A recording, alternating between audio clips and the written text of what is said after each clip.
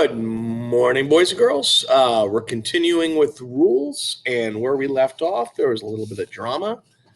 Um, Catherine was giving Jason a card, and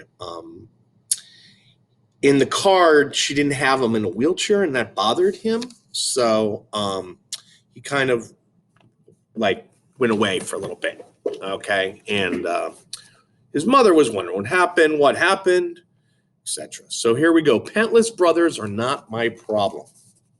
On Saturday, Mom parks our car in front of a sprawling modern house with tall windows and a long wooden ramp leading to the front door. Remember, this is Jason's birthday party. I'm not sure I can do this. I glance to the rearview mirror and see Mom's eyes looking at me. Save a piece of cake, David flickers his fingers beside me in the car. At 4 o'clock, I catch his hand and hold it so he'll pay attention. Here are your rules. I pass him a sheet of paper. David reads the rules out loud. Chew with your mouth closed. Don't open or close doors at other people's houses. Don't look in the refrigerator or turn on their TV. Use a fork for cake, not your fingers. Catherine, I'll watch him, Mom says. Don't worry. Getting out of the car, I'm tempted to yell, oh yeah, like you watched him at Melissa's, but I have bigger worries. Walking to the ramp, I clutch the bag of fancy jelly beans, the birthday card I painted with watercolors of guinea pigs eating cake. Pig out on your birthday. And the guitar wrapped in 2 white plastic trash bags, a huge red bow tied around the neck, and it was the best wrapping I could come up with for something so big. My pulse beats with my footsteps on the ramp, and as I get close to Jason's front door, I hear a thumping bass line and muted laughter. I stab the doorbell. Part of me wants to drop the guitar on the welcome back and jump into the shrubs, but before I can move, the door opens. I look up at a teenage boy with familiar wavy reddish brown hair. Hi, says, I'm Matt, Jason's brother. I'm Catherine. Oh, you're Catherine. He grins, raising one eyebrow. You've made Jason some cool cards. I blush. Of course, everyone who talks to Jason sees my cards. Why didn't I ever think of that? Come in. I'll tell Jason you're here. The living room is crowded with people. Some adults and kids sit in chairs spread around the room, talking and laughing. Others stand at the table drinking coffee and soda. On the couch, there's a family with 2 little kids. The mother smiles at me, and I smile back. But I don't see Jason anywhere. I hold the guitar at my side so it's less noticeable. Catherine, Mrs. Morehouse comes toward me. Welcome, there's pizza in the kitchen. Grab a plate and make yourself at home. Matt, we could use a few more chairs. Would you get the ones off the back porch? She's wearing a skirt and heels, and I kick myself for not putting on lip gloss or wearing something nicer than jean shorts and a t-shirt.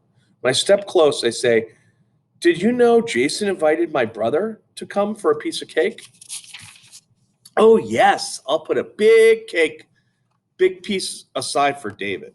Glancing at the people talking and laughing loudly, and all those doorknobs David will want to turn, I worry coming was a mistake.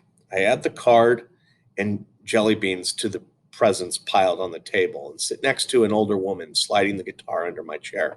I should have brought Jason a music CD. I swallow, imagining him opening a beat up guitar in front of all these people.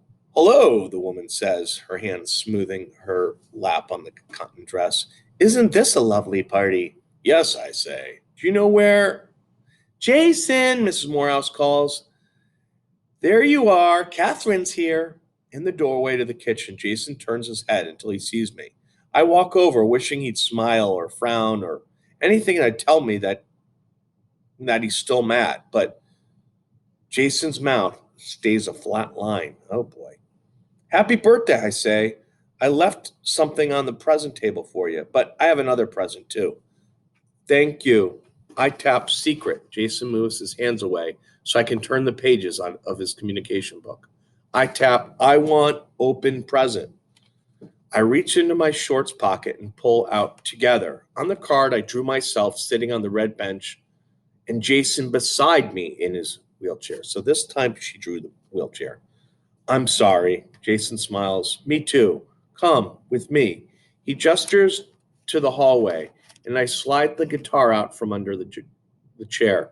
Following him, I hold the guitar behind my back, counting 4 doors for David to open before Jason goes through a doorway. A shiver passes between my shoulder blades.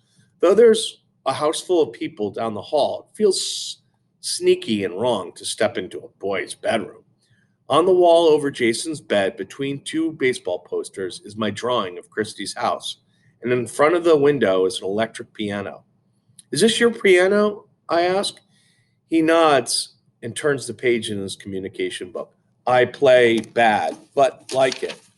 All right, we are going to stop there. We're on page 172, and I will finish this chapter tomorrow, which will get us through, I guess, his party.